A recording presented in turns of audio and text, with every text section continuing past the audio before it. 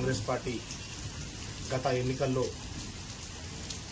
మహిళలకు మహాలక్ష్మి పథకాన్ని ప్రవేశపెట్టి ఉచితంగా ఆర్టీసీ బస్సుల్లో రవాణా సదుపాయం కల్పిస్తామని హామీ ఇచ్చిన తరుణంలో ప్రభుత్వం ఏర్పడగానే గౌరవనీయులు ముఖ్యమంత్రి రేవంత్ రెడ్డి నేతృత్వంలో అట్టి పథకాన్ని ప్రవేశపెట్టి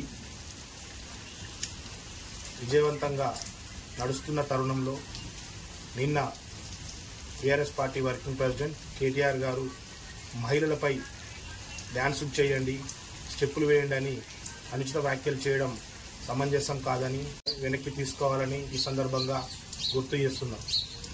మహిళలపై ఆయనకు ఏ పార్టీ గౌరవం ఉందో మహిళలను కించపరిచే విధంగా మాటలు మాట్లాడడం చూస్తూనే అర్థమవుతుందని ఈ సందర్భంగా తెలియజేస్తున్నాం. రేవంత్ రెడ్డి నేతృత్వంలో ప్రజాప్రభుత్వం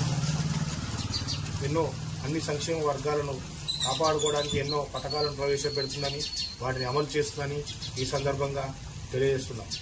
ఉచిత బస్సు ప్రయాణంలో ప్రయాణించే మహిళను కించపరిచే విధంగా మాట్లాడిన మాటలను కేటీఆర్ గారికి మహిళా కమిషన్ సుమోటోగా స్వీకరించి నోటీసులు జారీ చేయడం అనేది హర్షిస్తూ ఇలాంటి వ్యాఖ్యలు మరొక్కసారి కేటీఆర్ మాట్లాడకుండా చర్యలు తీసుకోవాలని కోరుతున్నాం.